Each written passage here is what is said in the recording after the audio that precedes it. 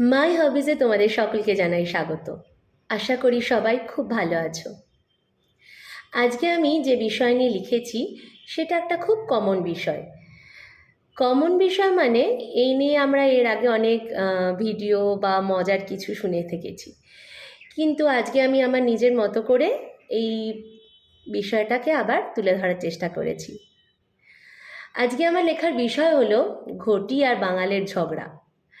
তো ঘটি আর বাঙাল এই বিষয়টা আমার মনে হয় যে ঠিক একে অপরের পরিপূরক। মানে ঠিক পদ্ম পাতায় যেমন জল জমে থাকে না, জলের ফোঁটা, শুধু পদ্ম পাতা দেখতে যেমন খুব সুন্দর লাগে, কিন্তু তার উপরে জলের ফোঁটা জমে থাকলে আরও আরও সুন্দর লাগে। আবার জলের ফোঁটাটিও অন্য কোথাও পড়ে থাকলে যত না সুন্দর লাগে, পদ্ম পাতায় যখন টলমল করে জলের ফোঁটা তখন আরও বেশি সুন্দর লাগে। কি লাগে না? তো আমার মনে হয় এই ঘটি আর বাঙালির বিষয়টিও সেই রকম। আর এদের মধ্যে যে মিষ্টি একটা ঝগড়া সবসময় লেগে থাকে, খাওয়া দাওয়া বা ইস্টবেঙ্গল মোহনবাগান যে কোনো বিষয় নিয়েই ছোটোখাটো যে অমিলগুলো আছে সেগুলো নিয়ে যে ঝগড়া লেগে থাকে না, সেই ঝগড়াটা এদের সম্পর্কটাকে বোধহয় আরও বেশি মজবুত করে, আরও বেশি কাছের করে তোলে। তো আজকে আমার লেখার বিষয় এই ঘটি বাঙালির ঝগড়া। শোনো, কেমন লাগলো অবশ্য করেই জানিও। দৃশ্যপট: কলকাতার একটি নামকরা বাজার।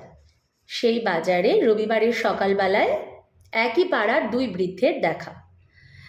একজন বৃদ্ধ মোহনবাগানের সাপোর্টার আর একজন বৃদ্ধ ইস্টবেঙ্গলের সাপোর্টার।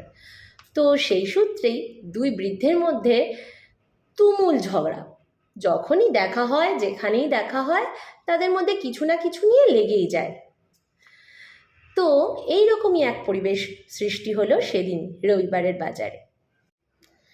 কি দাদা, সকাল সকাল বাজারে যে? বাড়িতে অতিথি আইবেন বুঝি?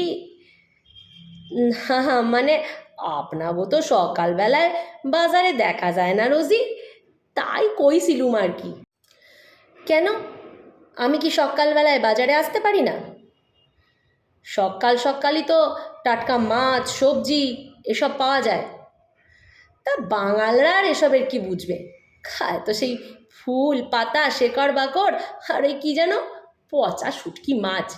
ছ্যা ছ্যা ছ্যা ছ্যা, বলতেই গুলিয়ে ওঠে গা। দেখেন দাদা, আমি কিন্তু করিনি শুরু ঝগড়া।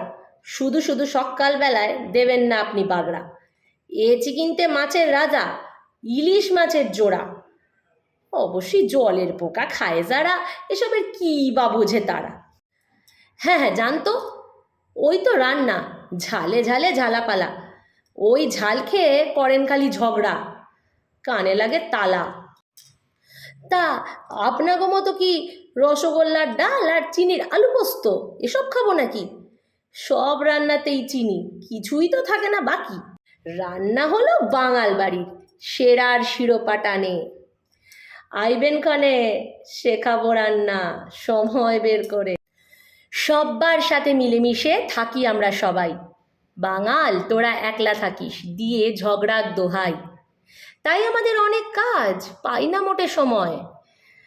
অতিথি আপ্যায়ন লেগেই থাকে, পারিবারিক রোজ নাম চায়। হাসালেন দাদা, ঘটিদের আবার অতিথি আপ্যায়ন। যারা অতিথি বাড়ি যাবার সময়কালে বলে, চা করি, একটু চা খাবেন নাকি? তারার অতিথি আপ্যায়নের রেখেছেটা কি বাকি? অতিথি আপ্যায়ন হয় বাঙাল বাড়িতে, যারা আসেন তাদের না খাইয়ে আমরা ছাড়ি না মোটে। আরে যাহ যাহ, আমরা হলাম ঘটি, ঘটি বাড়ির ভালোবাসা জন্ম জন্ম ধরে খাটি। এইবারে বাঙাল বৃদ্ধটি কিছু বলতে যাচ্ছিলেন, কিন্তু সেই সময় বাজারে এলেন দুই বিদেশি। কথায় কথায় বাংলার পরিবেশের সমালোচনা করছিলেন কম বেশি। যেই না শোনা, ঘটি বাঙাল একসাথে তেড়ে গেলেন তার দিকে। ঐক্যতার শক্তি দেখে বিদেশিরা ছোটেন উল্টো দিকে। এপার বাংলা বা ওপার বাংলা, একটি সুর বাজে। কবিগুরুর জাতীয় সঙ্গীত দুই বাংলার সাজে।